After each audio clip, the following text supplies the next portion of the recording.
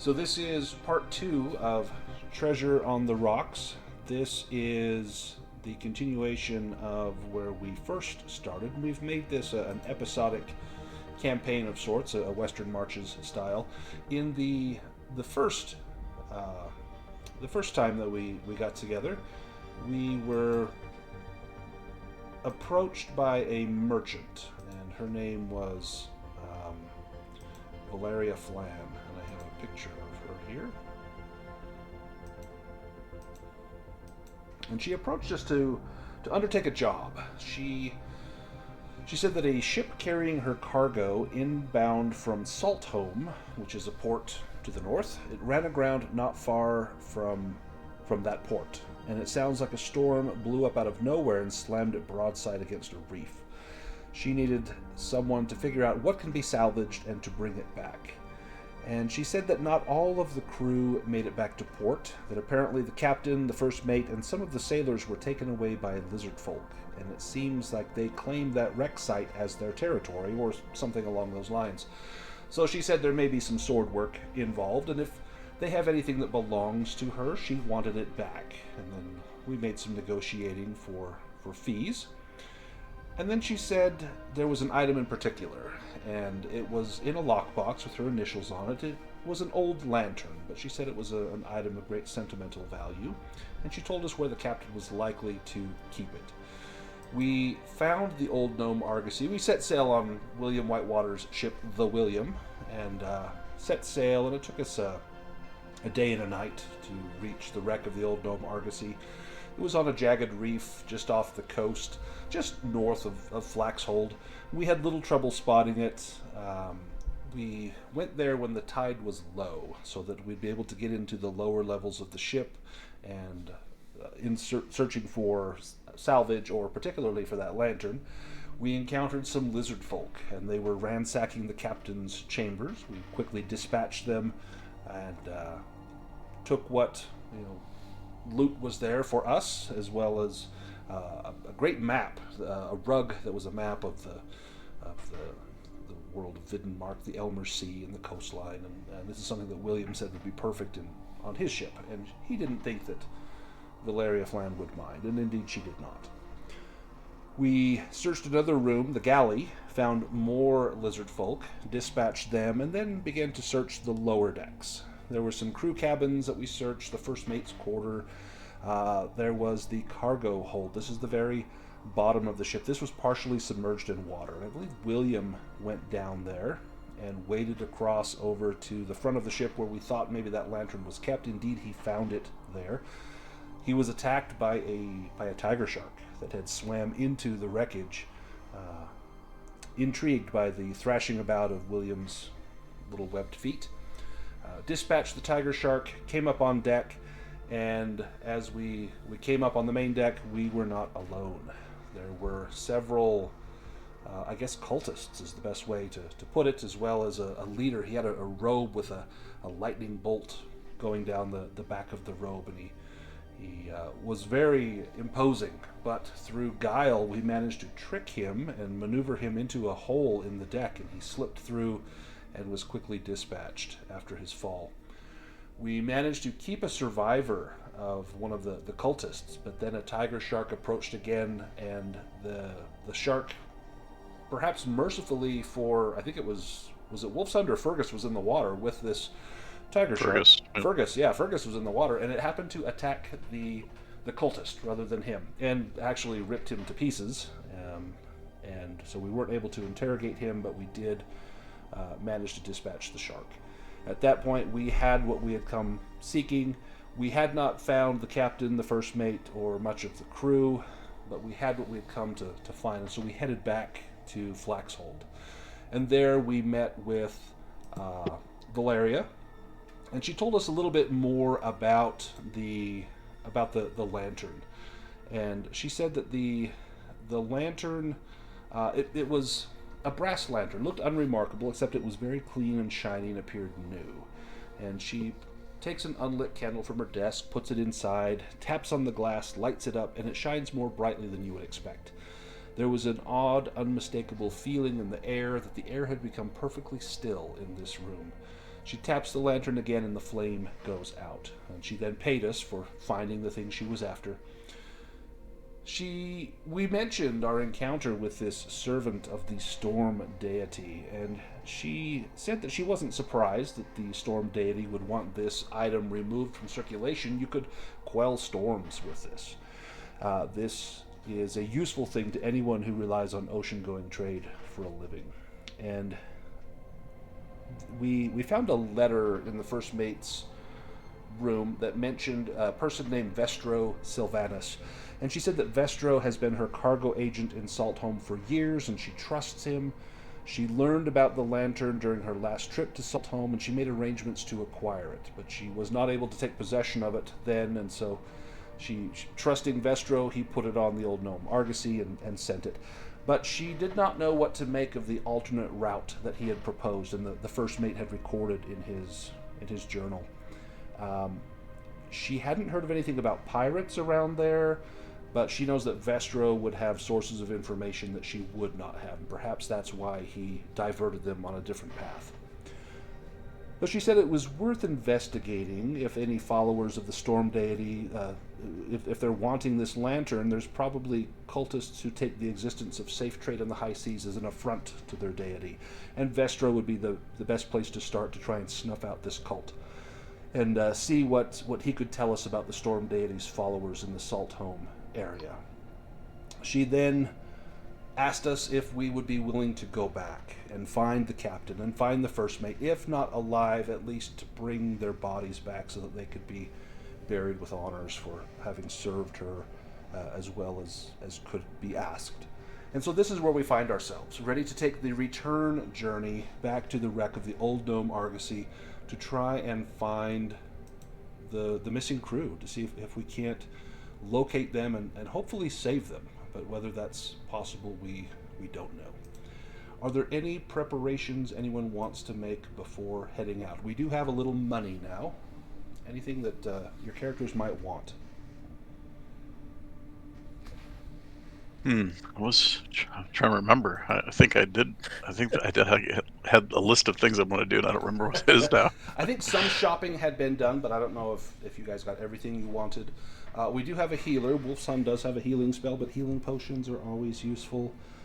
If there's any armor or weapons or anything that anyone wanted, this would be the appropriate time. Does anybody need leather or a short spear? Because I can give those to some. Shopping again? Sorry. Sorry, what was that? How do you get your character up? How do you do shopping again? Shopping. So if you go to the journals on the upper right toolbar, it looks like an open book, and you can click on player reference, and then I have I've got some optional moves, but then all of the gear and stuff is on there. And so you can click on the armor and helmets, and you can see what the cost is. And then if you want to purchase it, you can actually drag it from that journal onto your character sheet, and then just deduct the gold, and it should put it on your sheet. If you're not able to do that, let me know, and I can do it manually for you. And everything in town you would get for the listed price. They wouldn't try and gouge you since you were a known associate of Valeria Flan, and she would make sure that you were treated fairly. I think William gave Cutter a spyglass to use, and he still has that, but he would have given it back, so I'm going to remove that. Go ahead and take that off. I'm sure, William, do you still have that in your inventory? Yes, but when we set sail, he'll of course give it back to Cutter to use in the crow's nest. So whoever needs it would be able to use that. It just gives you a boon on rolls to try and spot danger. So you wouldn't need it in your inventory. We could just manually add that boon to your roll. Looking at William, it appears he has no armor, so whoever offered up leather armor, William would gladly accept. Oh yeah, I can give you my leather armor. So if you want to either drop that in the chat, or William can just pull it out of either the items or the journal, and then you don't need to pay the gold. Oh, that's cool. Oh, sorry, I didn't mean to... Yeah, there you go. Yeah, that's cool. There we go. So it should leave the link, and then you should be able to then pull that onto your character sheet. All right, and I deleted it from mine. Anyone want a short spear?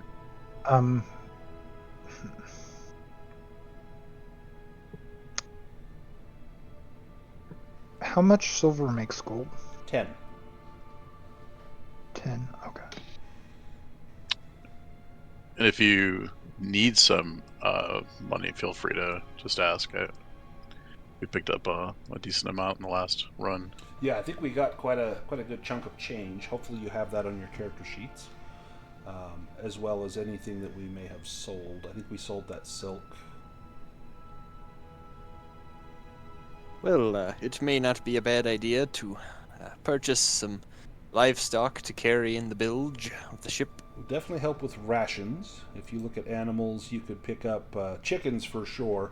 Oftentimes they would sail with a pig that they could slaughter when they needed. A cow's going to be a little rough, but I think you could have a goat, and we could make a goat if we needed to. In fact, I think I made a goat at some point. I may have it in the items here.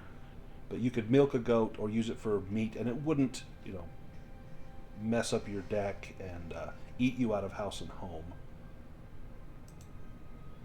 Let's see if I have a goat in the animals. I swear I made a goat. Let me see. You have sheep. I mean, that's not quite the same, but you could also use a sheep. I think I may have it in a compendium. Let me take a look here. I've got a goat. Well, I got a goat. perhaps Oh yeah, I think purchase you bought a goat, didn't you? Yep. let's see. 2 chickens, perhaps, and a pig. We basically had to create it. That's right. So it can be milked for 1 ration of food per day and yields 2d4 rations of food when slaughtered. The meat should be cooked. Perfect. I'm going to make sure I pull that onto Foundry so I have a copy of that. Do we have a journal sheet for the ship's cargo, or should I just put it on my character for now? I can make one if we like. We make a journal here, and I'll give everyone ownership of it. Ship cargo.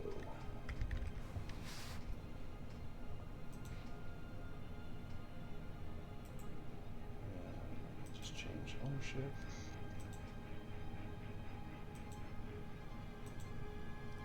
Perfect. So you should see that journal in there, and anyone should be able to make edits to that. I'm going to buy a quiver of ironhead arrows. Perfect. Fire or crossbows. Okay, let me do that. Drop 2 gold.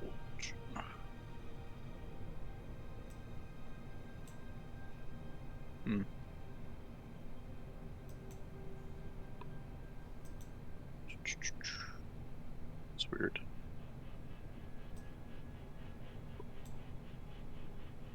So I will add a goat there if William wanted to obtain a goat. But we do already have a goat.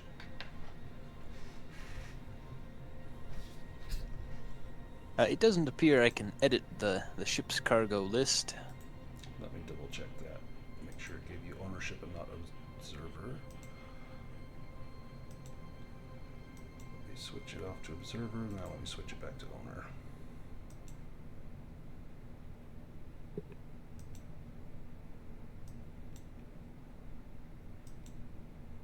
Now does it let you edit that? Still don't see the button where it normally is. Okay, let me manually give you. If it's easier for now, I can just note it on my character sheet, and we can sort it out afterwards. Well, let me see if I just change it here. I'll just give everyone individual ownership. Nearly done. And if you need to, you could hit F5 and see if that gives you ownership as well. That'll refresh your instance of Foundry.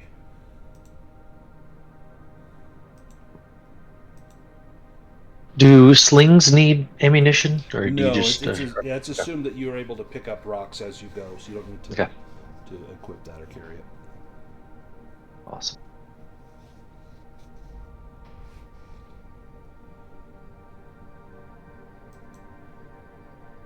Are you able to get on that ship cargo now, Henrik? Still looks like no. I have the William noted on my ship. I'll just put it in the description. Okay, and then I'll get that working after the game. We'll make sure we get it up and running.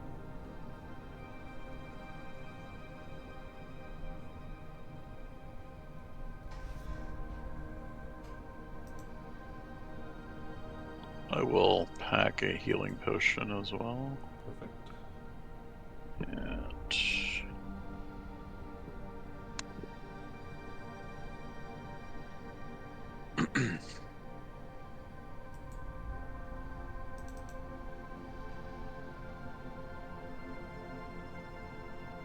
Oh, I know why you can't edit it. You have to add a page. Let me add a page on there.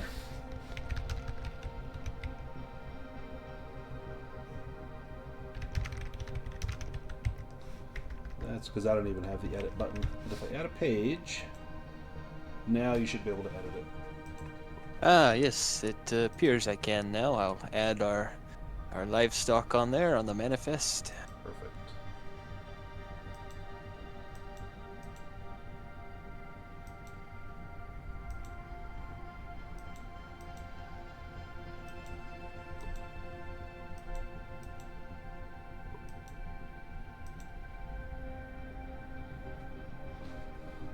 Does Boots need anything while he's in town? Yeah, he did. Well, I grabbed that rapier that we talked about. Oh, You yes, said what yes. the stats would be, so I was able to do that. So I've got that. I grabbed a leather armor and a couple healing potions too. Perfect. I'm excited for that rapier. That's going to be awesome. Yeah.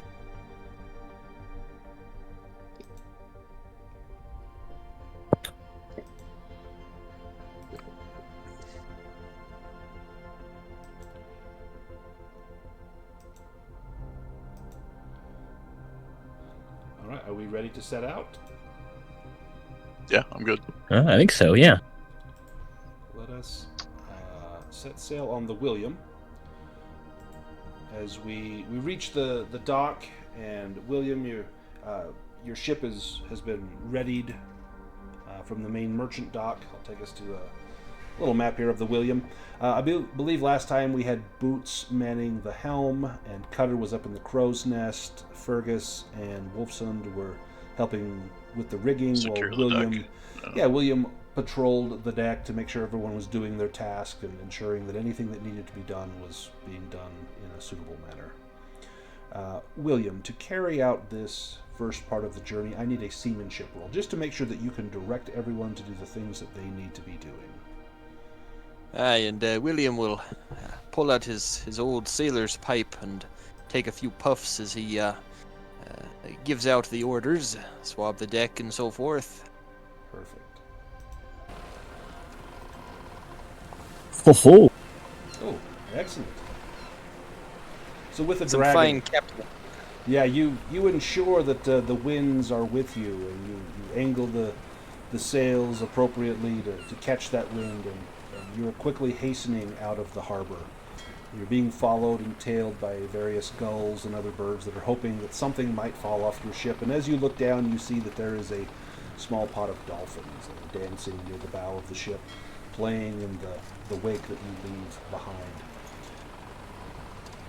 William, you know it's a one night, or the rest of this day, a night, and by the morning you should reach the wreck of the old Gnome Argosy. Is there anything that you want to do while you're out and about, or any particular orders that you give to anyone other than where everyone is already stationed?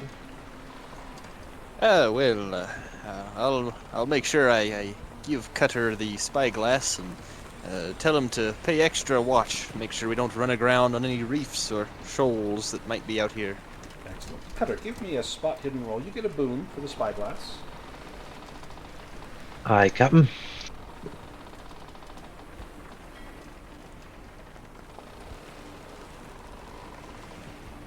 Oh, excellent. You're up there for hours, and the swaying of the ship is almost hypnotic, and you watch the coastline begin to disappear as you head out into deep water. You don't want to get too far from the coast, because if something were to happen, you want to be able to reach land safely. You'd have to take a longboat. and you don't want to be miles and miles from shore, but you're probably 10 miles to where you can still see the shoreline, but it begins to become a distant haze on the horizon as the weather begins to settle in the afternoon, begins to bathe the crests of the waves with a gentle golden light. And as the sun eases down over the horizon, you continue to scan about. You are not followed by any other vessels. There's vessels coming to and fro, and occasionally they'll raise up a small flag to identify where they're from, or to pass news on to the William. William, do you let anyone know what you're about? Do you throw up any sails or semaphore to signal to other vessels your business? Well, perhaps I will make sure it's clear that we're working for the merchant fleet of Valeria Flan, and that's what our business is about. She's given you a small pennant, and you hoist it up. It's got a stylized VF on it. The flag is a deep crimson with silver lettering for the VF. You don't know what it says. You don't know those letters. It's just some strange design on there. But it would be recognized by other merchant ships. And you raise that up. Do you raise up anything to indicate your destination? Or do you pretend that you are simply moving freight from one port to another on behalf of Valeria Flan? Well, I'll defer to the first mate. So, Boots, what do you think? Should we make our location known, or best to keep this one quiet on this here venture? Oh, it sounds awful like the captain would appreciate some secrecy. At least with the last mission, it was good. We wouldn't want some cult coming up upon us, you know. True that we don't want to alert any of those cultists to our whereabouts. You get a response from one of the vessels, and it just indicates that the seas are fair and that the weather to the north has been holding calm, which bodes well for your journey. The last thing you want is to run headlong into a storm. It seems as though you'll have a safe journey.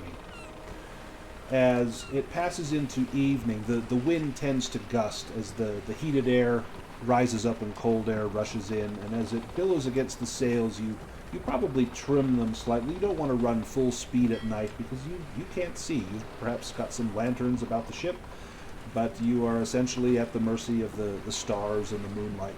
To bring down the mainsail, I'm going to need a roll from Fergus as you take that rope and hoist it down. This is going to be an acrobatics roll, as it's not so much strength but dexterity as you're trying to put this in place and make it fast without any difficulties. Oh, excellent. Yeah, you get it, and the rope it's a little bit slippery. There's been some salt spray on this rope, but by now you're beginning to get calluses on your hands, and you manage to lower the sail to reduce your speed slightly. Oh, I just heard a sound on this little audio clip of rope. That was awesome. That's perfect. Yep. It was.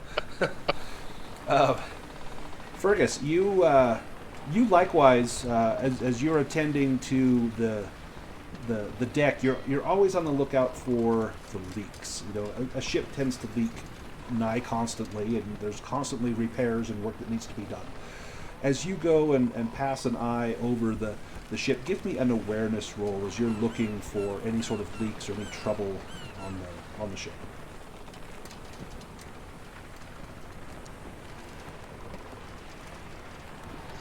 Excellent. And it looks as though everything is in order. You feel confident in your duties. Wolfson, you took some cooking proficiencies, if I'm not mistaken. Is that correct? Correct. It is time to prepare the evening meal. I'd like you to make a bushcraft roll. Before we do that, does anyone want to fish while we're out here at sea? Do you want to catch some fresh dinner, or do you want to raid the ship stores? What does Wolfson want to do? I can do some fishing and then attempt cook. Perfect. I believe we have probably a net and poles. I mean, we're on a ship. It would come prepared. So a I hunting- should already have a. Believe we. Huh? Did we not grab it? No, we did. I have a fishing net. Perfect. If you want to use the net, that's a hunting and fishing roll. A net, you'll secure D6 rations with a fishing net if you succeed. All right. That's a failure. Do you want to push that?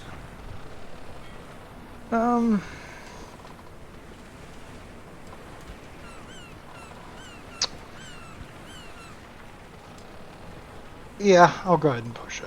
So I'll go here, push it once. Oops. I forgot that our Yeah, you do it from the chat. There we go.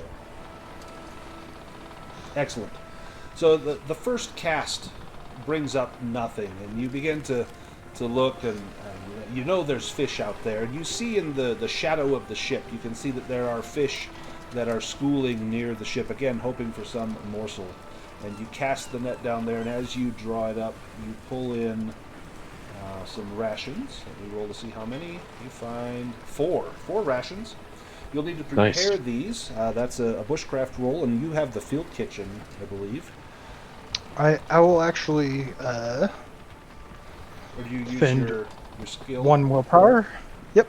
Excellent. And I instantly cook a feast. Nice. Now, we nearly have enough for everyone. We've got 4 rations. We need 1 ration. Who goes without fresh fish tonight? Captain, I'll leave that up to you. Everyone has performed admirably. Aye, crew deserves some good fish. I'll have me hardtack.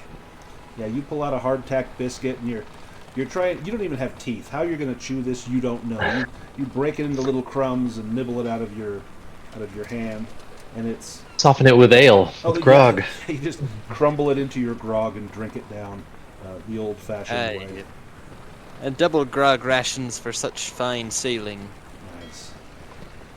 That evening, Cutter, you're after a rest. You're back up in the crow's nest. Give me another spot hidden roll. You do get a boon, but it is nighttime, so I'm going to give you a bane, so that will cancel out. Trait. Okay.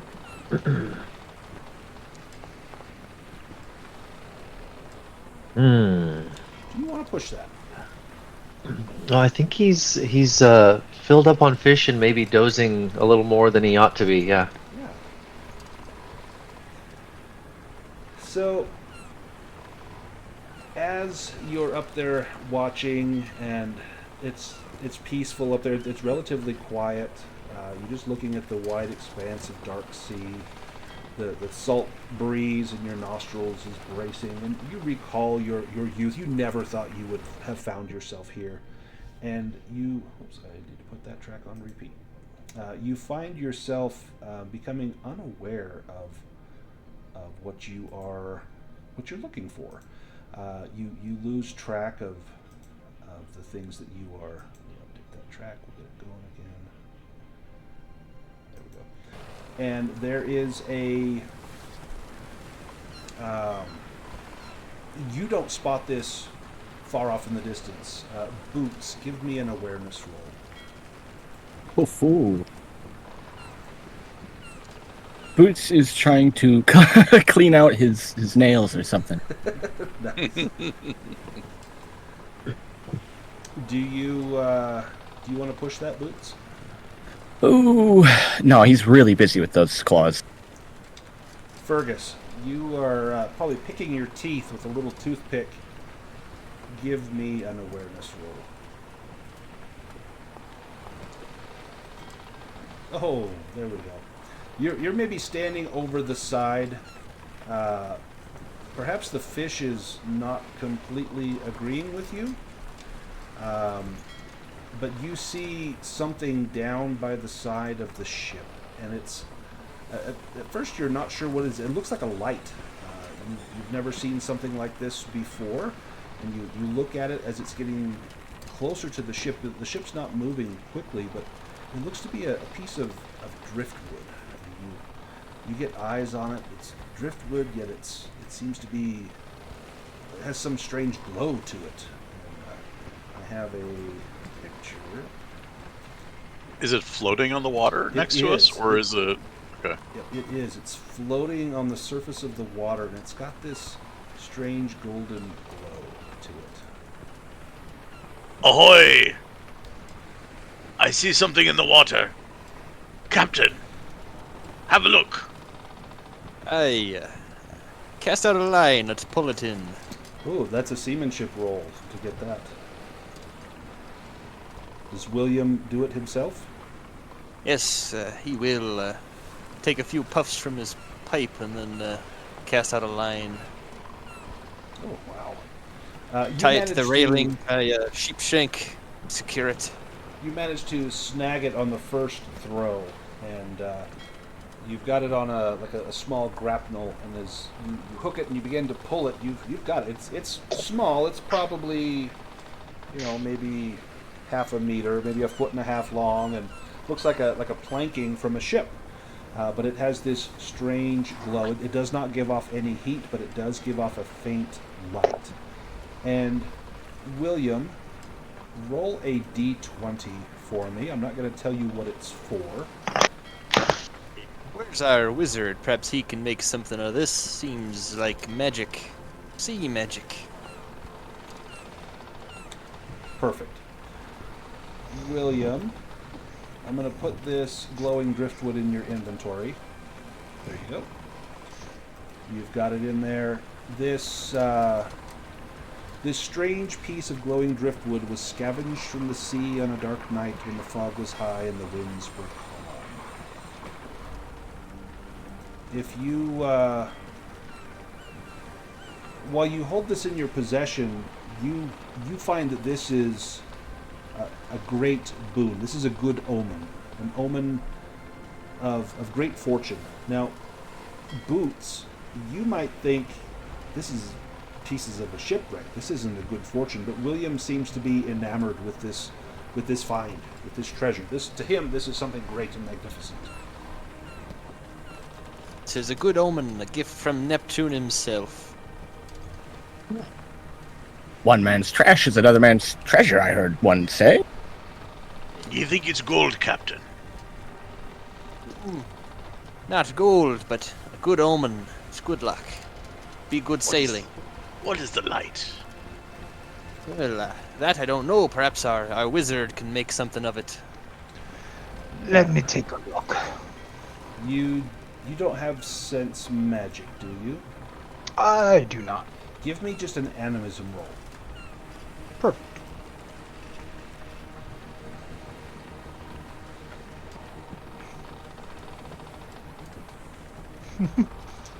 Do you want to push Oh, that? fail.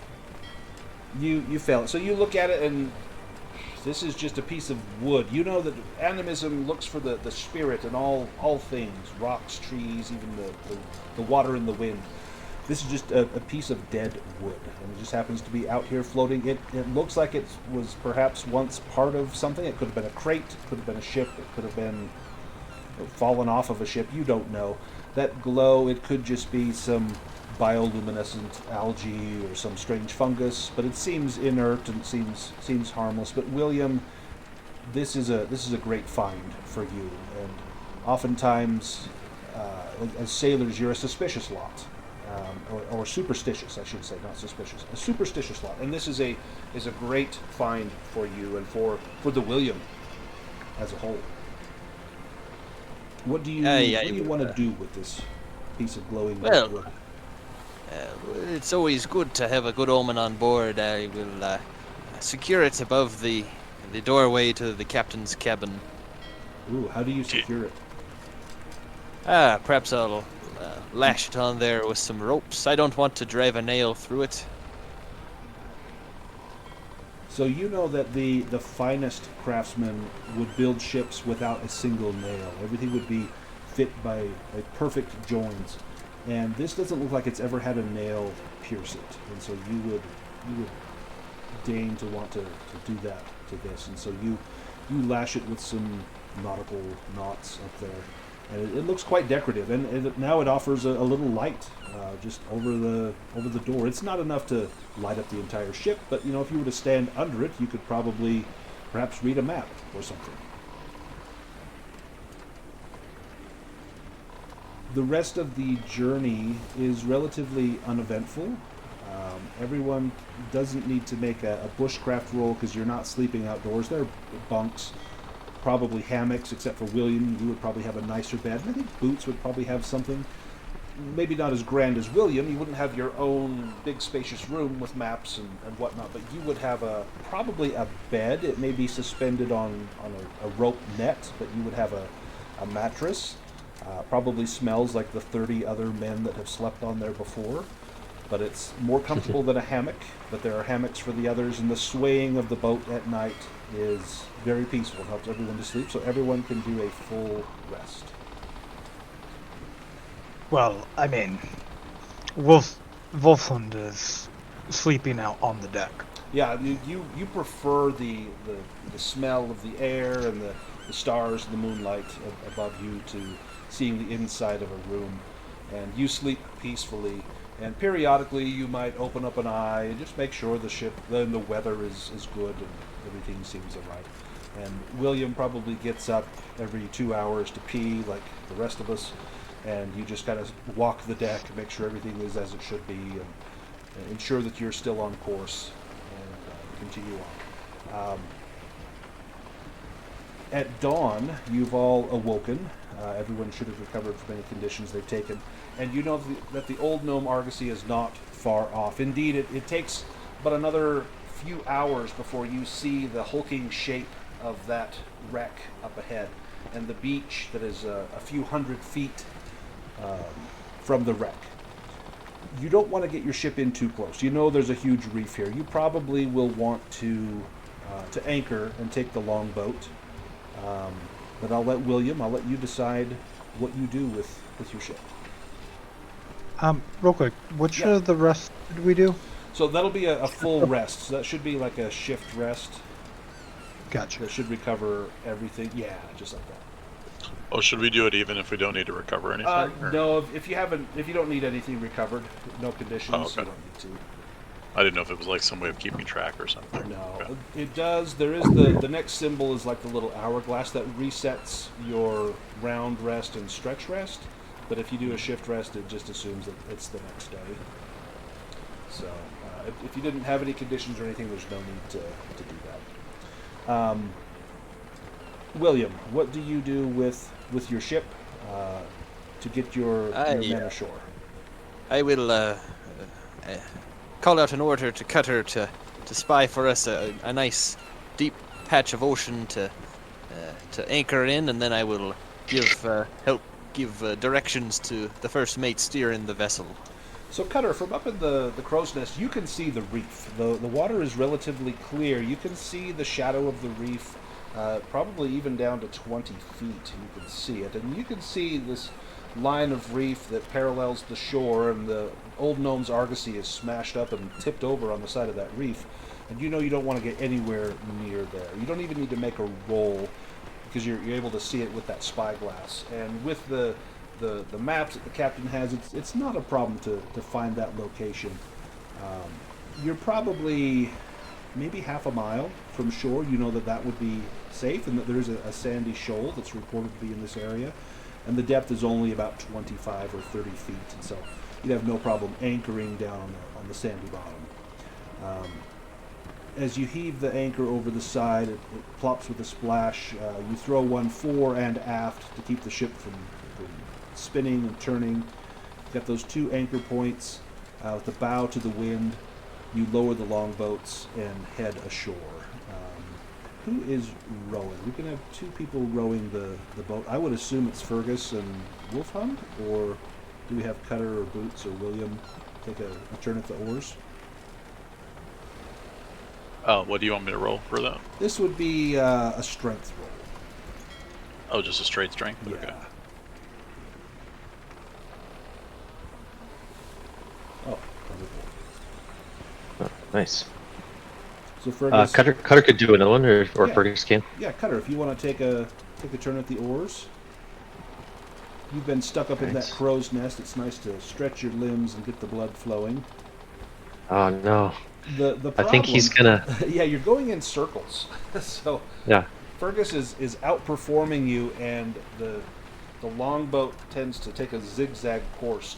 Do you want to try to push that, or let Fergus try to correct that? Yeah, I think Fergus, if you'll help me out. Cutter, on the mark, ready, row, Row. row. Wait. Oh, row. Oh. Row. Row. Oh, there we go. Row. Row. He sets up a rhythm, and you eventually get it. Find it. It takes him a while. Fergus, give me one more roll. This is going to be a seamanship roll, and if you pass this, I'm going to give you an improvement mark on seamanship. Oh boy, my seamanship sucks, but okay.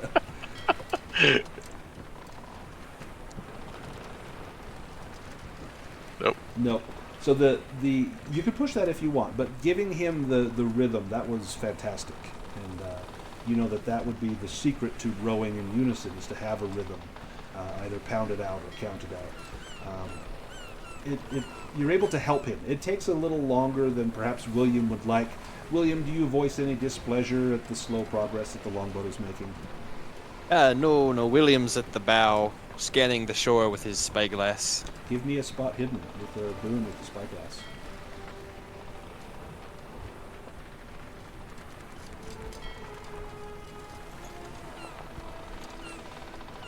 Oh boy. Well, you've got the glass turned the wrong side around. The shore is so far away. Yay, we just seem so far. I promise we'll get there, Captain. You see that there is some wreckage has washed up onto the shore from the old Gnome Argosy. Looks like some of the crates that were in the hold have probably burst free and have been eventually pushed up onto the shore. But otherwise, it looks like there's no one there. There's no lizard folk out there patrolling. It looks to be the beach looks to be clear, except for the little bit of jetsam that is washed up. Let's go to It'll the beach. probably better luck once we get to the beach. Let me get us to the beach.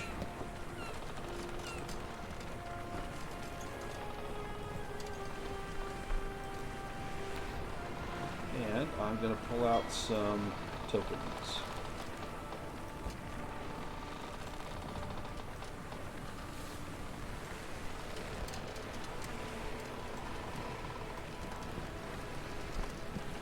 So William and Boots, you're the first off from the bow. Fergus and Wolfshund and Cutter, you're next on. Boots, as you begin to walk around, give me an awareness roll.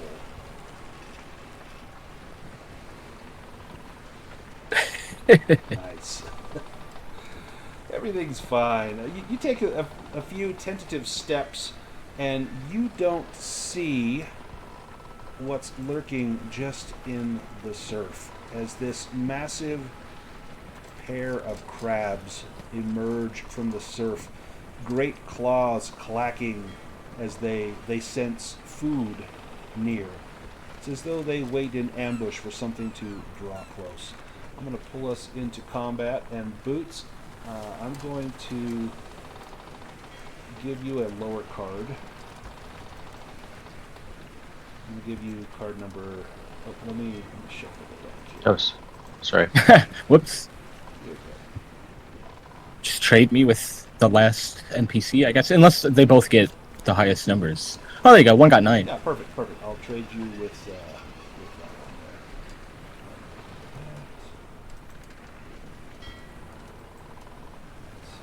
So initiative with... Perfect. Excellent. All right. Let me get rid of our ship music. We're no longer on the ship at sea.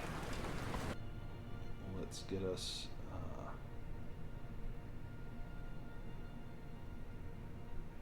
into some combat music here.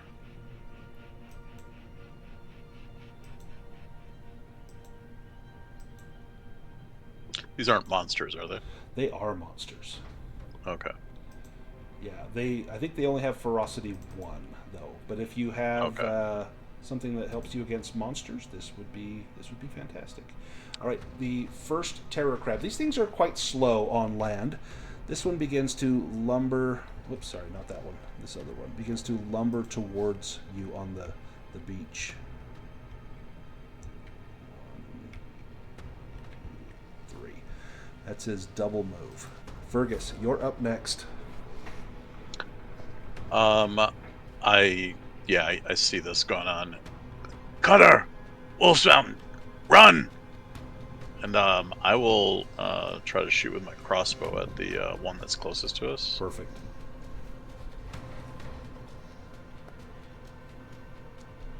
Ooh, nice.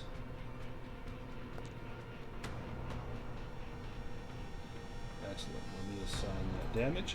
It does have an armored shell, which blocks 4 of that. So it takes 2 damage. You don't see blood fly from it, but it did. You see the bolt sticking out of the shell, and it reaches up and claws at it in discomfort.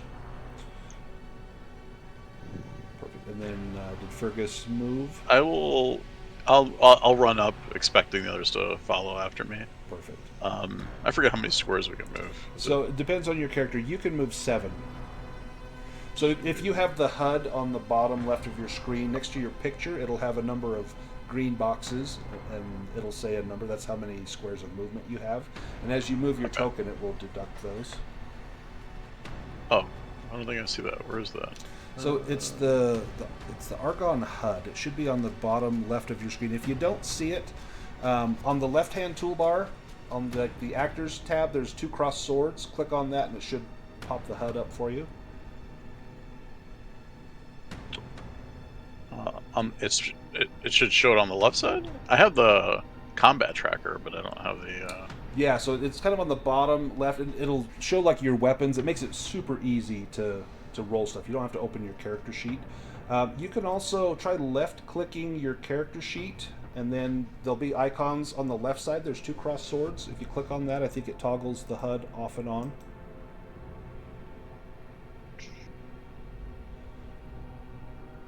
Oh, I see it now. Gotcha. Okay. So it didn't deduct the 7 movement, right? Because I still see it. Yeah, it did, but then when you turned the HUD on, it didn't start counting until the HUD was on. So, I see. But you've moved 1, 2, 3, so you got 4 more. Okay. I will probably try to put myself ready in the middle for the next one that's coming in. I'll probably stop there. Perfect. William. Aye, by Neptune's beard, there's some demonic crustaceans beset upon us. And I will jump atop these rocks and hurl a short spear at this terrible crab.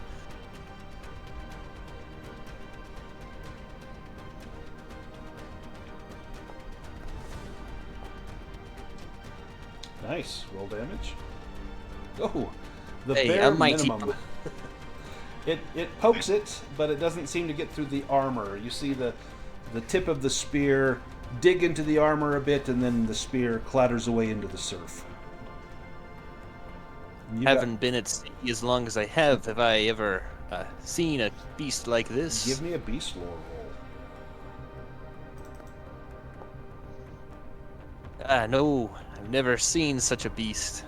You know of crabs, you've eaten many and probably caught many. You know that they are armored creatures, but they do have weaknesses. The creases in their joints tend to be very weak, so if you were to find the weak spot, you could bypass that armor.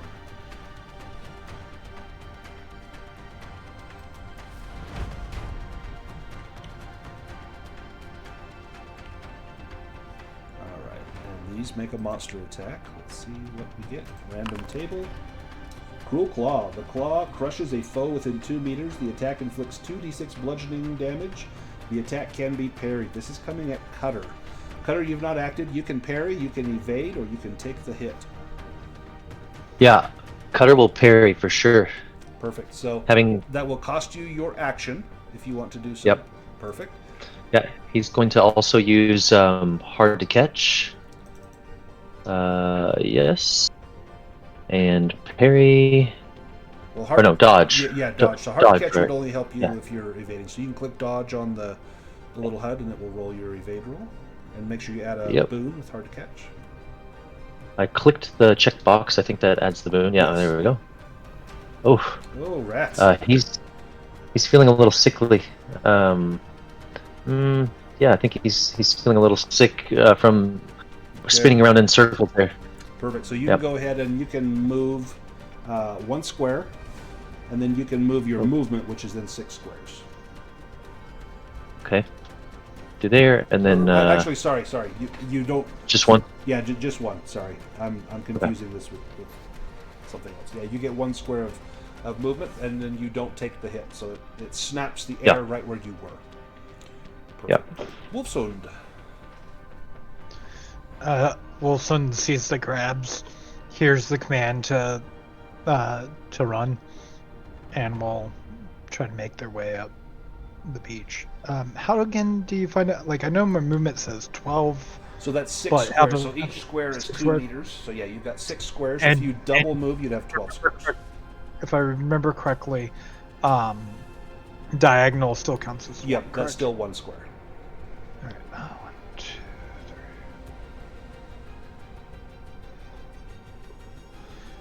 3. I will run up to here, and that should take 6. Perfect. And then you still have an action if you have a ranged weapon or anything, or cast a spell. I will hold that. Okay. Cutter, you used your action to evade. Boots.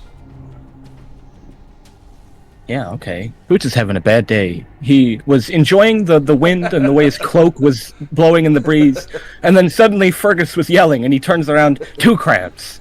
Holy shit! So he's having a bad day. He's gonna hiss, and just Nice. blindly try to jab at it. Are you going to find the weak spot? Yes, it's a crab. I'm sure he knows crabs. He's a smart guy. Just with your rapier or your short spear? It is, yes. It's perfect for doing the stabby. Absolutely. And if you were to topple these creatures, monsters can be toppled as well. Go ahead and roll damage. Oh. Armor will not have an effect here. Oh, nice. The deal damage, no armor. It splatters mightily. It's got about 3 hit points left.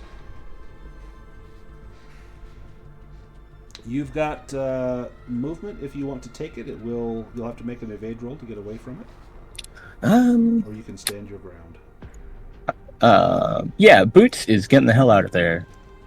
Bravely, tactically retreating. That is exactly what Boots would do. Nice. Go ahead and make your move. Are you sure it's retreating? I thought it was advancing in the opposite direction. Yes, he's advancing to that hill over there. Well said. Let's go to round 2. Ooh, Terror Crab number 1. Let me see what the attack is, and we'll see who he goes after. And again, monsters never do the same attack twice. Ooh, oh, this is the bad one. Dragged into the deep. The crab grabs a foe and drags them 10 meters. If into water, a con roll is needed, else start drowning.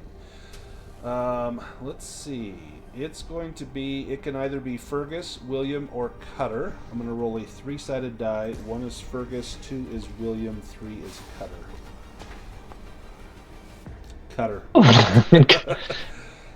Cutter's the disadvantage at con too, so it's gonna be rough. You can evade this.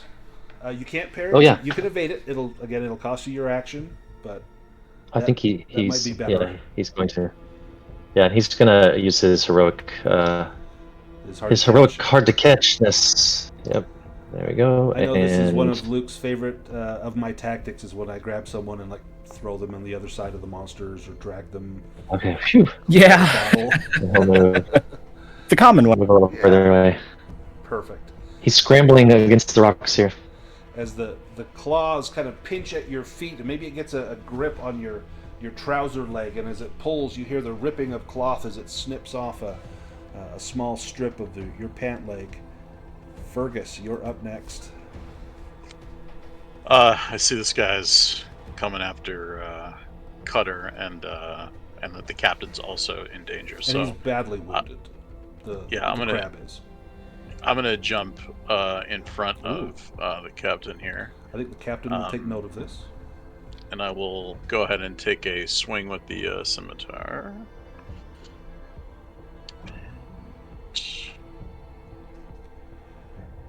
Oh, it's interesting. The HUD has a different box for the stuff on.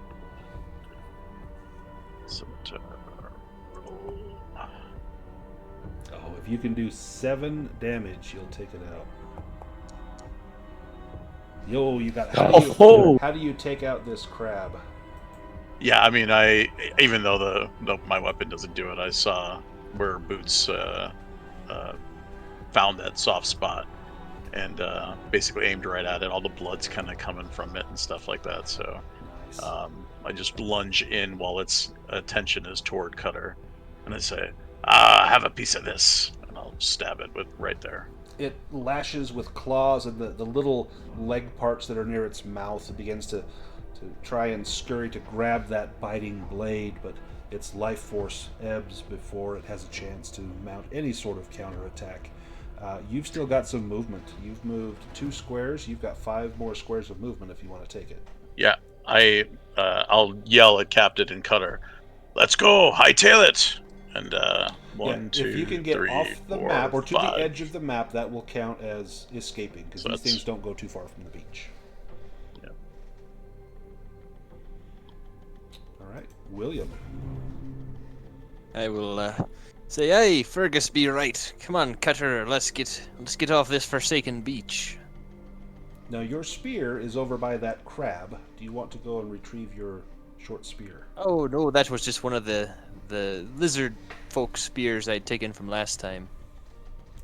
Perfect. Go ahead and make your move. You can move 6 squares. If you double move, it's 12. And take you to the edge of the map. I will get to the edge and wait for the rest of the crew. I won't leave until everyone's here.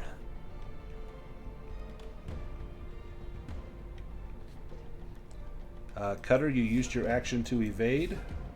Wolfshund. I will move to the edge. Do you take an action, do a spell, or if you have a ranged attack?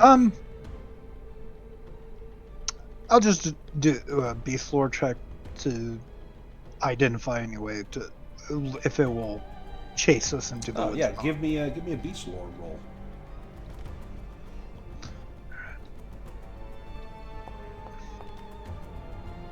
You're confident that while this might move quickly on the sand, it would be ill-disposed to try and move through brush and trees, and so it will likely only go as far as the sand. And once you make it into that brush, you should be able to outdistance it quite easily.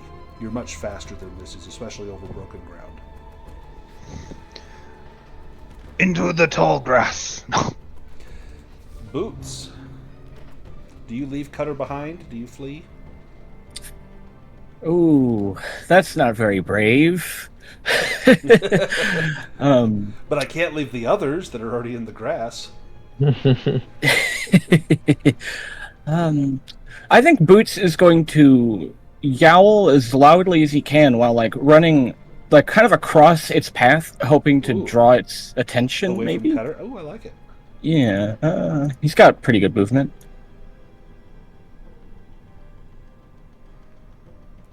Give me a persuasion roll to see if you can get this beast to go after you rather than Cutter. That'll do it. Nice. Excellent. Let's go to the next round. Come on. Okay, Boots, do you want to trade with Cutter? Yeah, that makes sense. Okay. So you are trying to distract this crab. Cutter, you see an opening. You can take your action. You can move. You can double move.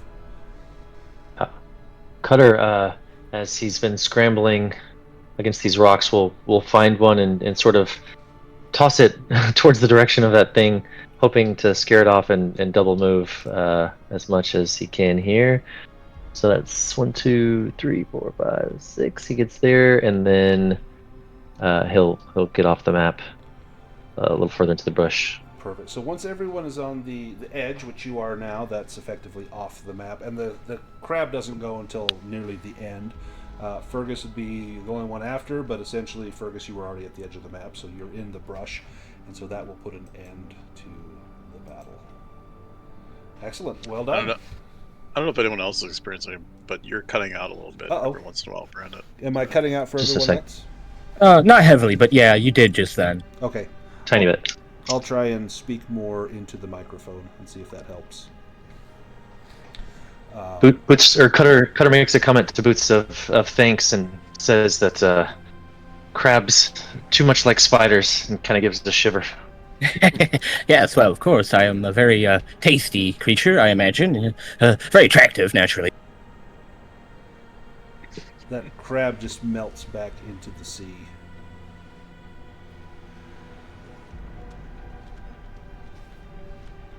Let me have Wolfshund. Give me a hunting and fishing roll. Very well.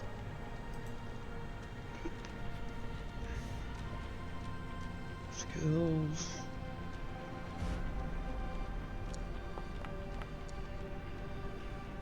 Nice. You see there are a lot of tracks in the sand that look like lizard man feet. You know that there's lizard men around. But it looks like there's a large number of tracks heading in a particular direction from the beach. And with the sand that has not been washed by the tides, you could easily enough follow that. And do you want to do anything before heading along this path? Hmm.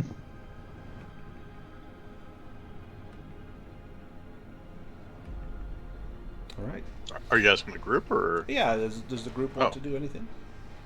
I don't. Do we need to rest, or does anyone need any healing or anything? I think no one got hit, right? No one got hit. I think Cutter's probably down on willpower. You could do a round rest if you want. Yeah, it has a single condition. He might take the short.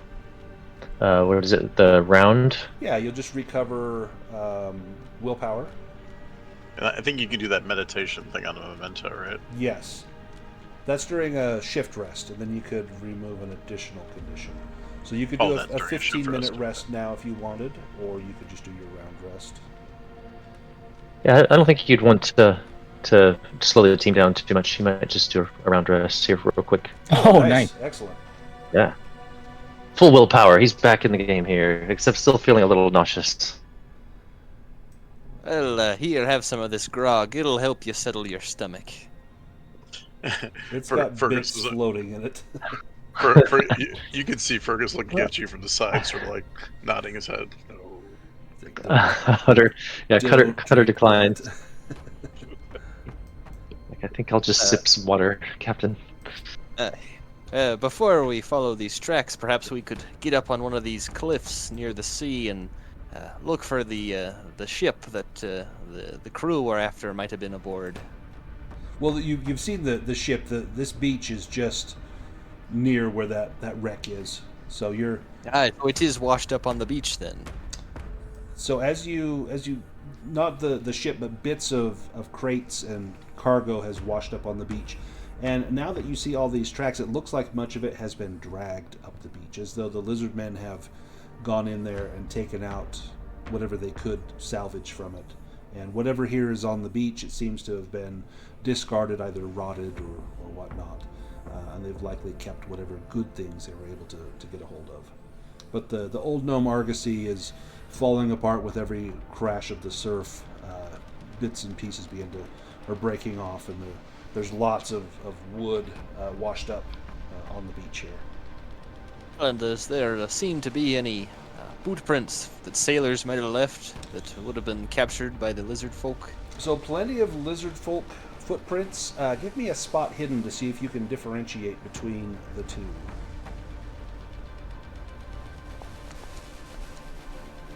I think William goes in a circle and finds his own tracks. Yeah, you find some webbed feet. They've got mallards with them. But yeah, you're unable to tell. Perhaps the wind has been blowing slightly and filled in some of them, and so it looks like just indentations that were boot prints, but you can't tell if these are boots or lizard man feet or what they might be. Fergus looks at the captain and says, "Ah, don't worry, Captain. We'll get the traitors."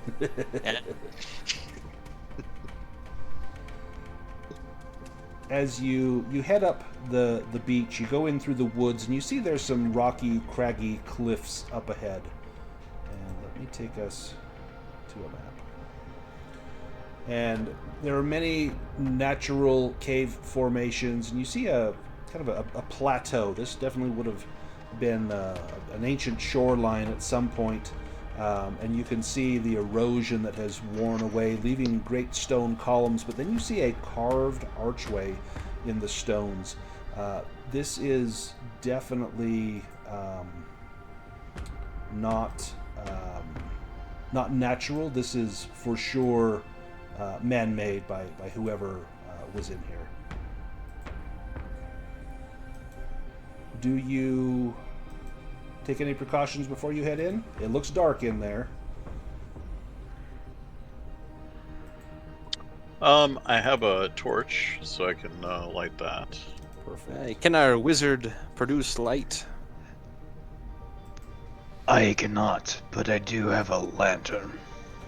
Well, whatever we need, as long as we have something to see our path that we take. Let me get some lights going on us here. Let me get a lantern going on this one.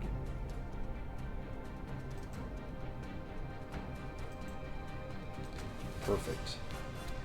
All right, and I will let you approach the cave. I don't know if there's anything else you want to do while you're here. I'm gonna get some more Yeah, I do. suspenseful music. Spot hidden to see if any of the tracks possibly have split off in a way that they may be like a sentry or something like that. Oh yeah. Give me a spot hidden for that. Okay. Real quick.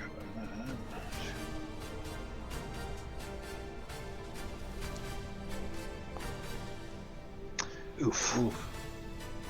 Not pushing. It's tough to tell because we're not in sand anymore. It's a little bit harder to know what is, what's actual boot print or footprint and how old it might be. It looks like there's a worn path that leads into that entrance, but you don't really notice anything like that may have branched off, that you're looking for. It's tough to tell. There's not a lot of tracks here to go on, other than just a worn path in the stones. Captain, the tracks are fading. Well, we best be swift and find this crew before we lose the tracks. Scanning the cliff tops. Ooh, give me an Just awareness to roll. make sure there's no eyes peeking down, waiting for us to go in. Awareness. Yep. Oh, nice. Awesome. Before you come out into the open, you were scanning those, mindful of sentries, and knowing that Cutter was up in this crow's nest looking out. It would be apt to have, if you were a lizard man, you would want to be as high as you could, get as much elevation to see what's potentially coming. Yes. Am I still breaking? Yeah, you up? cut out. Yeah, you totally cut out there. I missed everything. Sorry, let me start over. Sorry. As so you know that much as Cutter was up in the crow's nest and he was seeking to see what danger might lie ahead, you know that if you were a lizard man, you would likewise be up high trying to find danger. And so you scan those tops, and sure enough you see movement, and it looks as though you have been spotted. But now you know you've been spotted. You can take precautions.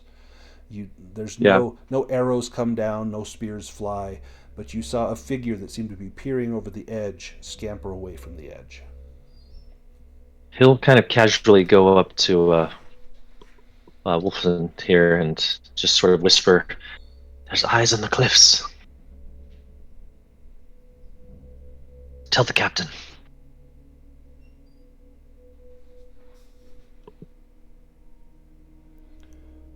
Captain, what do you want to do here? Well, eyes in the cliffs. Yeah. That's not good. If we've been spotted, they may be preparing to ambush us inside, where they know the layout. What do you suggest, Boots, me first mate?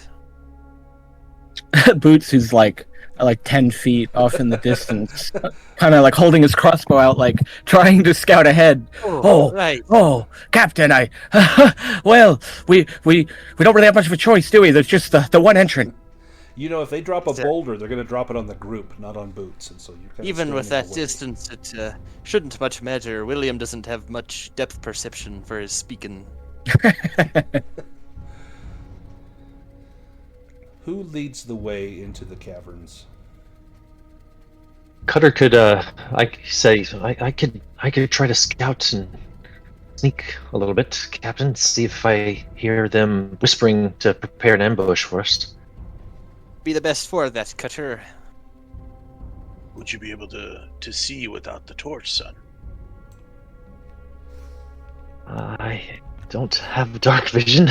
I don't think that's a thing in this game. Nope. I do have a torch of my own, but I might You would have a feel my Bane way on along the wall. awareness roll as you're trying to find anything. So let me take us into the next stretch of caves as you go. I assume we're going to go into that entrance? Yeah. Okay. It says I've got no visibility on this one. Yeah, let me put us on here. So you should have a little bit of visibility. Now, what you see when you come in, you see there are some carved steps. This is definitely inhabited space. Carved steps leading up to small landings. And Cutter, give me an awareness roll with a Bane if you're going in, scouting ahead in the darkness. So are we within the arches now? Like this is Yes, like... yep. So you've just gone into that archway where it's... So this is like the foyer, basically, Yes, yep. right? Okay. Oh man, with the Bane.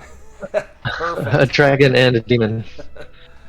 So, all right, I'm going to move Cutter on the map, and then I'll kind of describe what you see. So you go on ahead, and I'm going to put you right here at the edge of the darkness.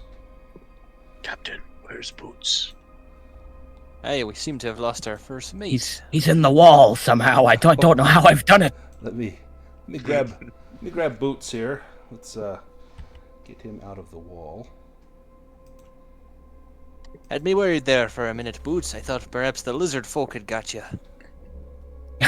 Sneaky bastards, they are. Aye. Boy, if it will let me get him out of the wall. Sorry, technical difficulties here. Could you just delete the token and then bring a new one on? There we go. Yeah, I was trying to, but it just kept wanting to shoot your crossbow. So Oh, interesting. Let's get you out of the wall. Perfect. So, Cutter, you're up in the darkness, and you're kind of feeling your way. There's no walls around you, and the floor is relatively flat. And then you hear... Oh, you broke up just a little bit. Oh, sorry. I'm in the darkness. In the darkness, and what? Darkness. There's no walls near you. It feels like you're in a large open space, and you can hear sound up ahead of you, shuffling of feet. But you cannot see it. You cannot see or detect any movement, but you know you are not alone. Whether they are aware of you or it is aware of you, you don't know. But you're in a pickle right now. Brandon, I have the torch, and as I'm moving, I would move up at least this far. Perfect. You can go ahead and move I can up. see this, so that I can at least, get cover. Like I have the crossbow kind of over the edge, right? So perfect. Really, it's just my head sort of popping up to look around. So, and as you come up, you see the first telltale sign of lizard folk up ahead. And let me grab everyone here and pull us into combat. Let me shuffle the initiative deck. And if you guys want to draw cards, you can go to the combat section and draw some cards.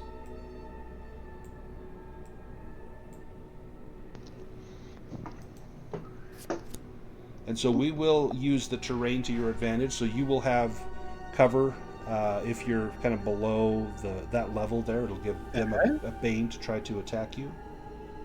Cutter, why don't you switch with me? Perfect. Yeah, you should just run back. I tried to hit the roll button. It wouldn't let me. It looks like it worked. I think it's got you. Okay. It kept saying something like, "Can't delete this card. Not enough cards Oh in the yeah, deck." I had to reshuffle the deck.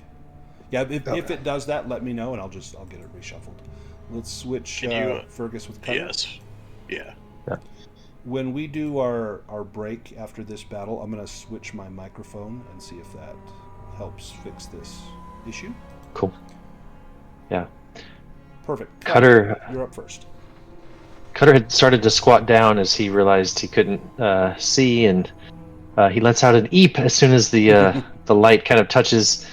I think he will try to quickly swing his sling. He was preparing for an ambush, so he'll target this one and attack at range here. Do you want to push that? No, he just quickly lets out a sling and then moves back here. 1, 2, 3, 4, 6 there. Let's rush back down the steps. Nice. Saying lizards. Let's go to the guy that you just slung at. He likewise has a sling, and he's going to. Is he going to move? Yeah, he can see the torch light. He's actually just going to move up and pull out his short spear. That's 5, 1, 2, 3, 4. Yep, and he's going to stab at Fergus. This you won't have cover for. He's standing right next to you. But any ranged attacks you'd have cover against that. Do you want to try to parry this or evade this? You've not used your action yet. Yeah, I will try to parry this. Okay. So as he comes in, that's a miss. So you don't need to parry that. Okay. Comes in and in his glee, he's striking at the torch, not at you, and probably stabs the torch, and you pull the torch away from the spear. William, you're up. Well, William will come forward up here, and if he can see that lizard folk poking over the rock, he's gonna hop up and cast his harpoon. Yep. And I know we kind of discussed this outside of the session, but was William able to tie his rope onto his harpoon so he can use it? Yeah, a harpoon's not great if you don't have something tied to it to attach. Like if you're harpooning a whale, you want to attach it to your boat, so you would have a length of rope attached to it. Right. We kind of talked about using that to topple once you've harpooned them. Yes. One more square I can move, and that will get rid of the chance of hitting me, crew. Do you push that? A little disheartened. I don't want to bash me harpoon on the rocks and dull it. There you go.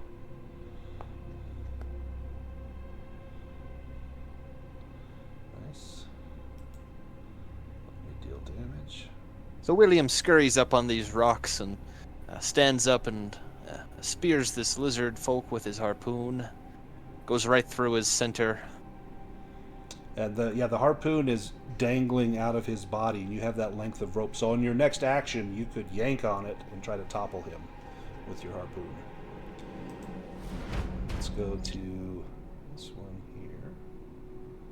A slingshot is going to come in towards William from out of the darkness.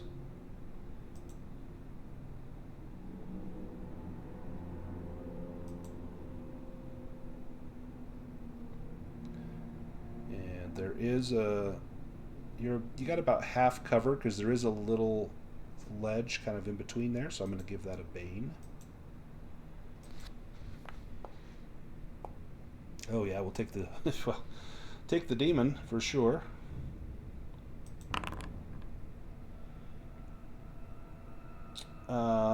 It hits the other lizard man, and he's got some inventory. He has a sling, a small shield, and a short spear. I'm going to roll a die to see which one of those it hits. It hits the small shield and knocks it off of him.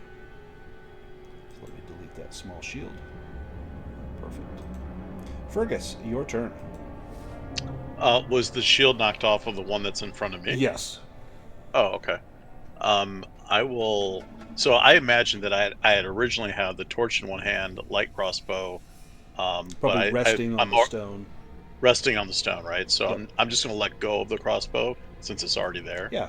And then reach for my scimitar. Perfect. So it doesn't cost you an action because you already have that readied, and so you can draw that out as a free action and then attack. Okay, let me target. And...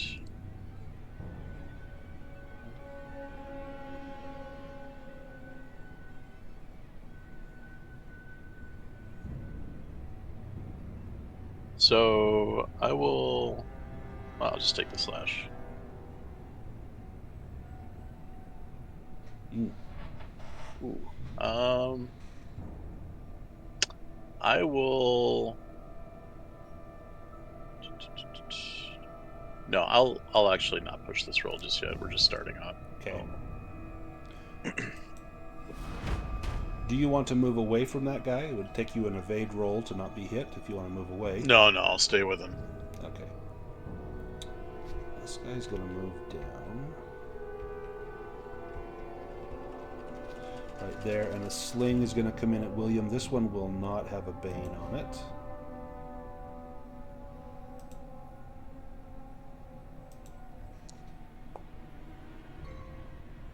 And that is a hit. William, you've already acted. You take 4. Your armor, now that you have leather, will block 1 of that. Actually, it'll block more, because this is bludgeoning. So let me apply this. I think it'll only do 1 damage to you. I imagine that the leather armor is less actual armor and more just William's crusted skin that's hard from the sun. From the sun and salt. That's gross. Get that man some lotion. So yeah, your armor, so it would deduct 1 point, but then against bludgeoning, leather reduces 2 points, whereas against slashing metal armor, chain or plate reduces it by 2. So your leather was good against that sling. You just took 1 point of damage. Boots, your turn. You see shots coming in from the side at the captain, as well as shots coming in kind of from the north towards the captain, and then the lizard folk that is right by Fergus. Okay, Boots is going to use some of his movement to run up the stairs and see what he can see. Which is still nothing. I don't know why I expect anything to change. Yeah, you don't have a light source unless you want to change one of your weapons out for a torch. Oh, do you not see anything with my light source? He just sees I can see yours, yeah. Oh, it's just they're completely in the darkness. We just see stones coming out of the black, yeah. Okay. You can probably see the feet of this lizard man up here. Yeah, I would think. Yeah, that's true.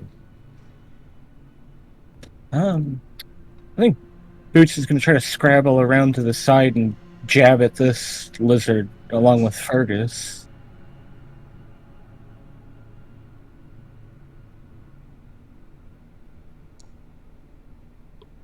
Oh my gosh. When You guys are terrible. Yeah, when I don't roll with a Bane, I get a 19. Uh-huh. What? I missed? No. There we go. Ooh, I think that's going to do roll. it. Let me... Yes, how do you take him out? We're getting used to these lizard bastards, you know. Just he's can barely see. He's like kind of like there's a bit of a stone in front of him too. He's like jabbing around the side of it, and you know he jabs a couple times, and one of them just gets him in the eye, I think. Oh, nice. Do you have any movement left? Hold on. I think you've moved 6 plus 4. So wait, I've moved 10 then? 10 meters? No, with Diax, you started right here. I can still did show I? you an outline of your focus. Yeah, you're right. So I moved 8, and then so I've moved 12. I think I've got one more. Yeah, because you have. Yep. Yeah. Okay. Well, I'll move up a little bit, see what I can see. Oh yeah. Again, I'm not holding a torch. Yeah. I see the same. Oh, nothing new. As you come up, you do see coming from the darkness a sling bolt fired directly at your head. fire this off. You do have a little bit of partial cover because this little outcropping here blocks it somewhat.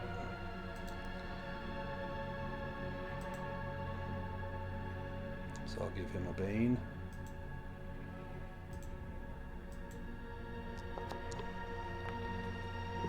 And with the Bane, excellent. At least they're as terrible as you. Oh, so he can't use his sling. He's out of stones. Oh no, you re-roll for sling. Sorry, let's re-roll that. Oh.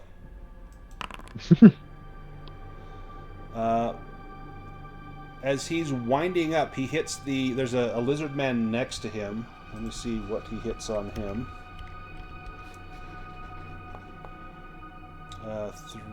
Two. It's a shield again, so it knocks the shield off of that one as well. Let me take the shield off.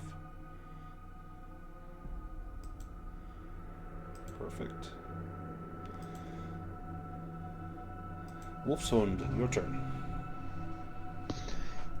Seeing the several rocks like fly towards his allies, Wolfsund runs up to try and give more light. 2, 3, 5, and 6. And you've got 6 squares. Perfect. Now you can see a few more foes. Clambering over the rocks. Now you still have another act. You can do an action, or you can move again. Let's see. How far is that?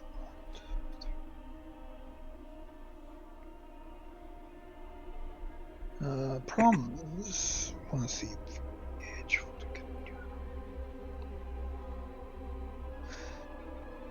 Since I'm next to the captain, can I check to see if his injuries are in any way inhibiting them? Yeah, if you want to give me a roll for that, give me a healing roll as you look him over. Okay.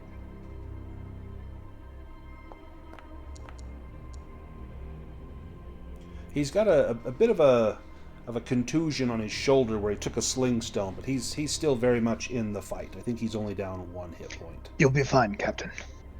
Hey, though I'm suffering from a lack of grog, I should be alright. I can't remedy that. At least right now. Forget your boss, certainly. Aye. A sling comes in directed at Wolfshund as this lizard folk approaches. This one will not have a Bane. He's got a straight shot there. Oh, shoot. Okay. Oh, thank goodness. That was Wow. very good. Yeah, it could have been 16. So you'll take... you got leather armor, you'll take nothing. Awesome. So yeah. I'll take how much? I think you take 0. Let me apply it to you, but I'm pretty sure it's going to be Leather's 0. 1, I think that's 2. But against bludgeoning, it reduces the damage by 2. So yeah, it was no damage. Wow, way to cheat death. And then this one, he lost. Let's see. He's got... Okay, he will... 1, 2... Oh, okay. He's going to pull out a short spear, and he's going after Boots. And he's going to thrust this spear right at Boots' throat. Pretty good. And gets him. Boots, you'll take 7 minus your armor. Which is 1, so 6. Could have been worse. Could have been way worse. Could have been way worse. Excellent. And that's the end of round 1. Cutter, or sorry, Fergus, you're up first. Oh. I'll jump up to this guy. Oh, I'm the wrong thing. Hold on. And then, for flavor, is it okay if I just kick the small shield that he dropped? Absolutely. To William and just say, "You might use this, Captain." And then I'll target this one directly here. And how how does the topple thing work? So Do when you topple, if you have a weapon that has toppling as a feature, you get a boon on it, and it will automatically calculate that in for You your get a scimitar. boon? Yeah, so it'll automatically give you a boon because your scimitar has the toppling feature. And then the enemy will make an evade roll, and if your roll is lower numerically and succeeds than their evade roll, they will fall over. And So then- you were breaking up quite a bit there. Sorry. Oh, sorry. So I get a boon to the roll for topple. Does yes. that mean that it would succeed? Obviously, if they don't evade it, do they succeed on damage and on the topple, or is it like a separate thing? Yeah, it's just on the topple. So all you're trying to do is I to see. trip them up. And with a scimitar and a staff, things that have the toppling feature, you get a boon. Yeah. And then they make an evade roll, which is it doesn't use up their action. And if they fail that, then they fall down. Once they're prone, any melee attacks against them automatically get a boon, plus deal an additional 1d6 points of damage. So it's very advantageous to topple people, especially if you've got someone coming in that can then stab them or slash them. Yeah, I'm gonna go ahead and try to topple. Perfect. So he has to beat a 2. So he has to beat your numerical score. Oh, it's beat the numerical score, so anything above that? Oh, wow. Yeah, so and if you get a dragon, he has to get a dragon. So yeah, so he will fall prone. So that is your action. Okay. You've got movement if you want to take it. Let me make him prone. Yeah, I'll actually move up and get cover, further up, so to hopefully light stuff up. You can is this get up here and crouch. Partial cover? Yeah, they'll give you partial cover right there. Okay. Perfect. William, you've got a prone foe on the ground in front of Boots. I will come up here and stand over him, and like I'm looking down at the sight of a whale, I will jab my harpoon into him. Get him in the blowhole. Aye. So it should automatically give you a boon plus additional damage. Oh, thank goodness for the boon. And a mighty blow. Yes, indeed. Let me give him that damage. And, yeah, okay. So he gets knocked over by Fergus. William, how do you take him out? I come over and I stand over him like I'm looking off the side of one of the long boats, and I cast my harpoon down, and it skewers him right through. Excellent. You've got movement if you want to take it. You've got 6 squares. Here in front of the wizard, and say, wizard, there's a piece of driftwood over there you can use for a shield if things don't turn out here. I'll take that under advisement, Captain. For now, I need to go check and make sure no one else is injured. This lizard folk comes in with short spear leveled right at Fergus and will thrust it directly at your head.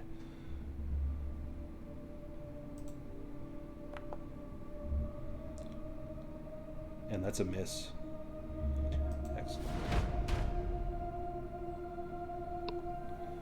I sort of dodge it to the side, and as it's going by, I try to take a chomp out of the spear.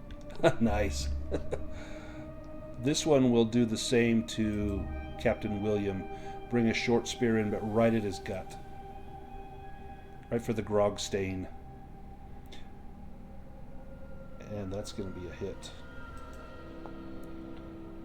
And 6 to William, minus the 1 for your armor, so 5 damage to William. I've had worse.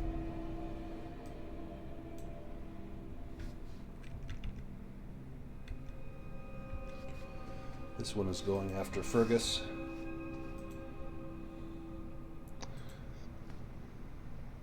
With short spear. And that's a miss. Cutter, you're up next. Cutter, feeling a little embarrassed about his eep, turns and sees the captain take the gut shot, and he'll run up. Ooh, and he's in perfect position for a backstab if you want to do that. Yeah, he does.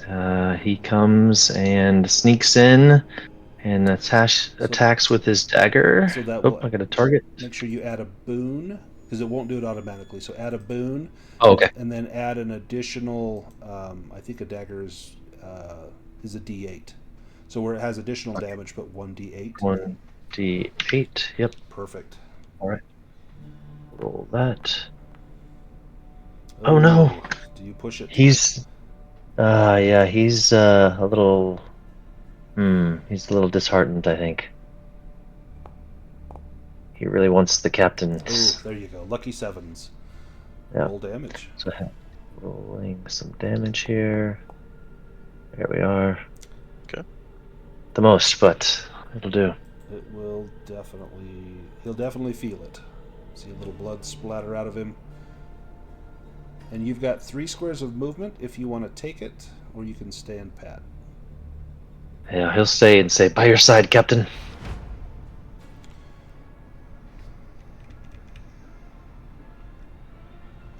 And a sling stone will fire in at Boots.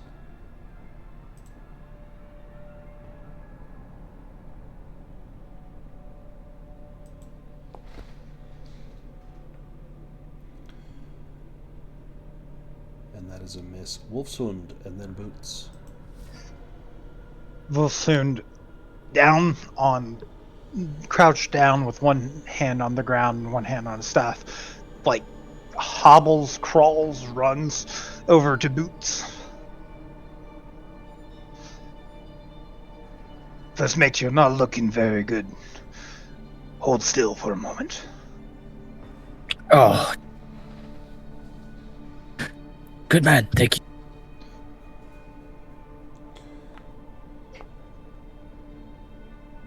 Got it. Go ahead and roll healing. Nice. Oh wow, 6 that's points all the back to damage I Boots. took. Well done, it completely closes. Oh, that's a relief. Thank you, friend. Now you have 4 more squares of movement. You could move back towards William. He's also at about half health, and you could heal him on the next turn. Or you can stand by Boots or near Fergus. Now I'm gonna head back down, crawl back into the cover. Perfect. Boots, you're up. Okay, well, alright, Boots is going to charge up behind this guy Ooh, I like it. Ooh. and engage him in a gentlemanly duel. You can see you running up, and as he swipes at you with his spear, you probably slide down on the ground, skidding past him, and pop back up on your feet with your blade extended. That's the exact energy I was going for. Yes, Oh! I suppose so. I was going to say, when you add flavor, usually good things happen. It is weird how that works, yeah. You double it? I will. This guy tried to take a shot at me. Oh, that's a lot of dice. Okay, how do you decapitate him? What do you do here? It's like you said. He's got a rapier. I don't know about a decapitation, but he like slides down between his legs, comes back up, and just gets him in the back of the head. Nice. Let's go to round 3. Things have turned for the better. William, you're up. Hey, glad to have you here, Cutter. I was worried about you there for a moment. And then I will ready my harpoon and follow the guide wound left by Cutter's blade. You can hit. You should take him out. Nice. He's going to have to try to parry this. It's going to cost him his action.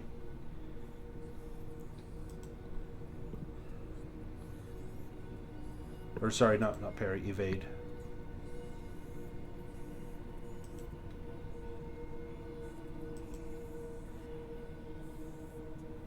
And he does not. Oh no, he does. He has a 12.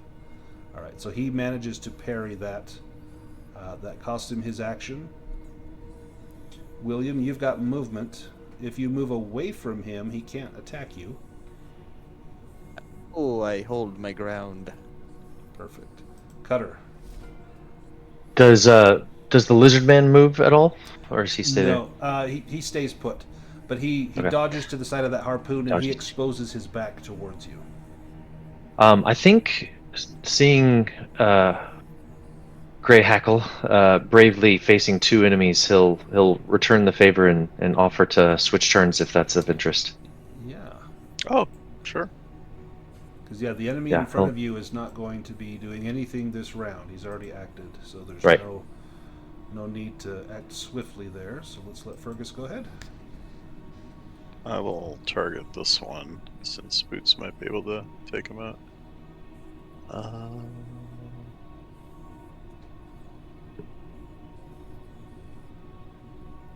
And actually, I will attempt to topple again. Nice.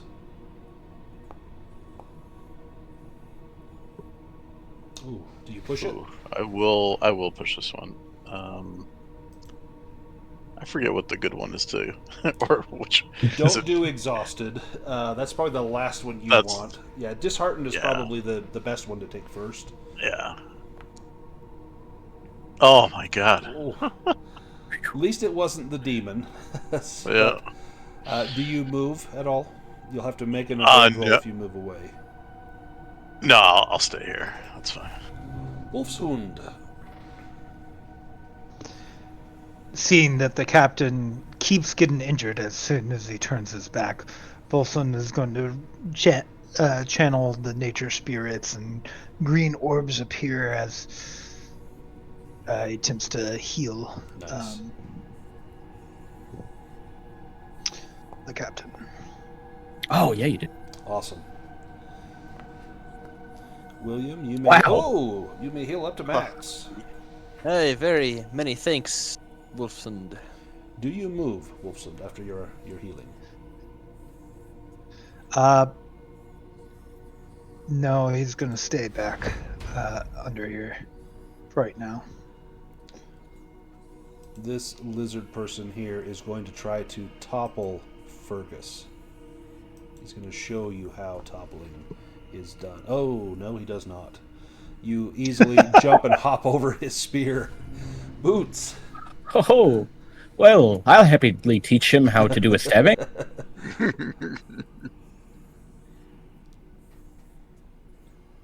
Oh, I thought that was a dragon for a second.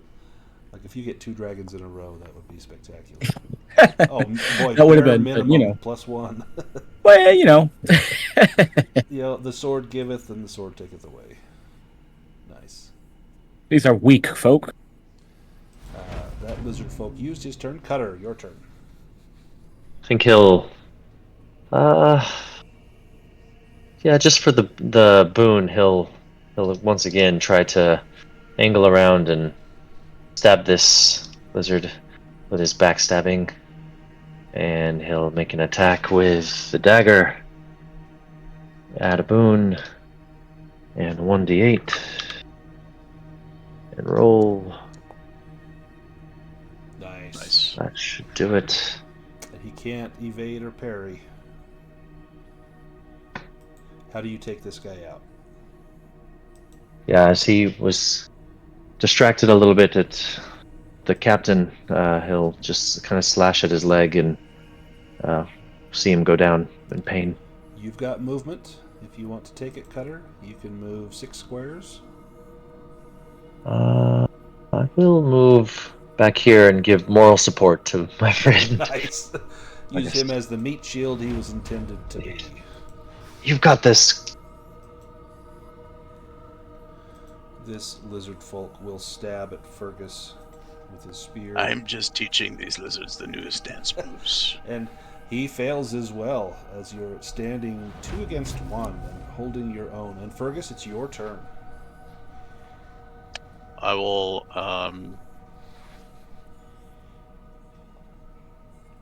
I'll switch who I'm targeting. Okay. I'll go with this one. Boots has that one well in hand.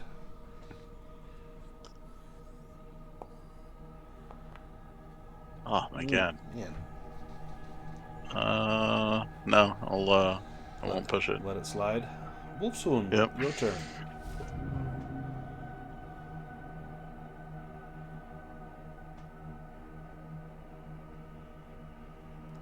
What have you got in your up your sleeves, Wolfsund or Wolfhund?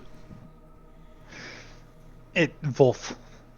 It's German, so the W is a V. Oh, so it'd be Wolf. Wolf. Wolfhund. Yep. Part of me is thinking, can we get them to run? Absolutely.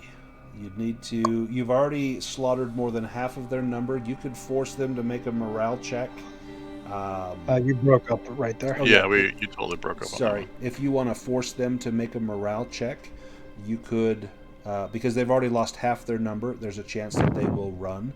If you want to make a roll to try to do that, you could do like a persuasion roll would do it, or you could do a weapons roll, but rather than trying to damage them, you're just trying to. I'm not good enough to do those things necessarily. So what I am going to do is open up to the party, just suggesting that maybe we could follow them deeper into their lair. And instead, I want to use hunting instincts to nice. track one of them. Nice. Yeah, you get the scent fills your nostrils. Because that does count as action combat. Yep. Let them run. I'm going to give them a roll. If you want to switch with Cutter, he can do a persuasion and chant, like taunt them. Yeah, do you want to do that?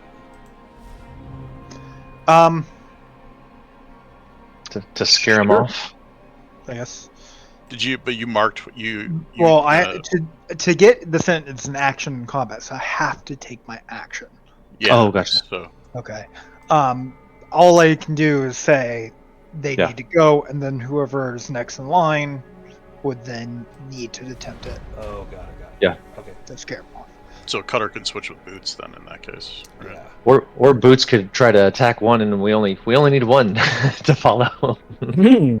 This one will attack Fergus with his spear. This time he tries to drive the spear right down into your foot. Try to pin you to the ground.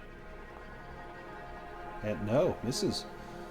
Boots, you see that they are struggling. Well,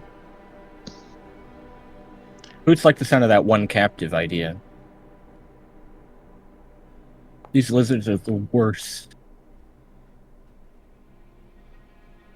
And anyways, Cutter goes before the enemy, so Right. Yeah. I wasn't too worried about it. How do you dear. take this guy out? He's probably still jabbing at him. He probably didn't even hear anybody. His awareness is 5. He's not a very, he's focused on what he's doing. So he just keeps jabbing at him until he's dead. Eventually it works. William, do you want to trade with Cutter? Let Cutter try to intimidate them away? If Cutter thinks he can scare off this lizard folk, then let him try. I love the idea. Cutter, if you want to give me a persuasion roll, I'll let you go. Yeah. Now I'll swap your initiative. Oh, I did not realize also that I had taken disheartened earlier though, so I'll be doing this But with you a know what? bang. Sorry. I'm gonna give you a boon because you've slaughtered pretty much all of them, so it'll balance it. Okay. Gotcha. Okay, I'll roll straight here. Yes. Oh, nice. Nice. I'll start to chant as I hop from foot to foot. Who's afraid of the big bad wolf? We've got a couple of wolves. He drops his spear and begins to bolt. Do either of you try to cut him? Oops, sorry, that was on the wrong token. Oops, he was right there. Do either of you try to cut him down as he runs?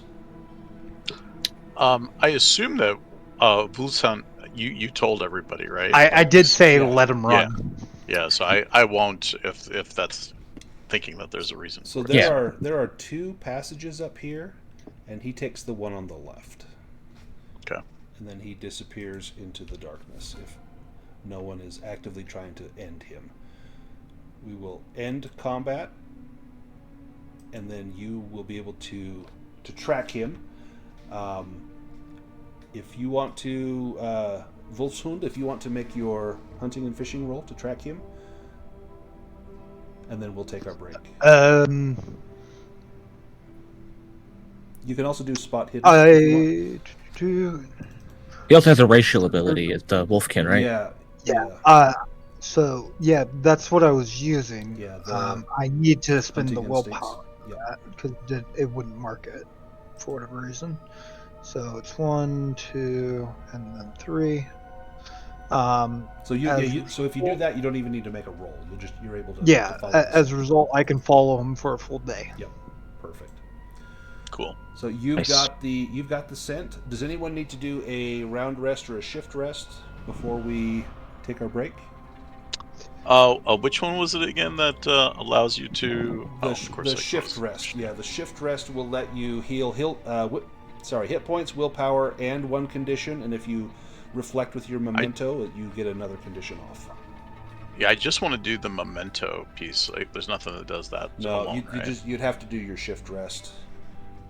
Okay. How long is the shift rest technically? That's about 15 minutes. You'd still easily be able to track him. Yeah. Then Cutter would do it if it was just that long. Yeah. And he's during that time, anyone that's not injured or that doesn't need to rest can loot the bodies. Oh, Cutter, terrible. But at least you got rid of a condition. You can get rid of one more if you reflect. Yeah, I think he kind of goes off to the side and grabs his old cap and dusts it off a little bit and kind of talks to it a little bit and uses that memento of his old cap here. And then do we need to do any spot hidden or anything to Yeah, search? so or? if someone wants to do a spot hidden, you can search for loot. Oh yeah. Okay. Nice. Fergus, you find... it's a trap. Oh. Yeah, so one of them has a small pouch, and as you open it up, you can see that there is almost like a little mouse trap in there. Do you want to re-roll that? Because you rolled it on me rather than... And you did get a... Oh, sorry. And you know what? You did get a dragon. I do have a 14 in sleight of hand if you want me to... Yeah, so you'd be able to try and sleight of hand that. Because it didn't go off on you, but you have a chance to try and disarm it. Let me take a look at that. Oh, yes. Easy does it.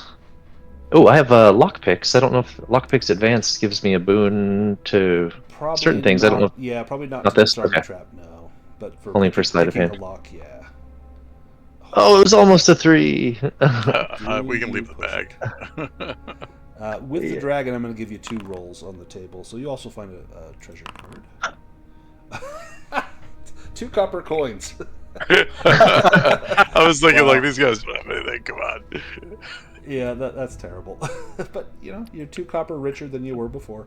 These guys aren't wealthy. Let's go ahead and take our break there. I'm going to swap out my microphone. Let's meet back in about 7.5 minutes or so. Okay. Sounds good. All right, see you soon.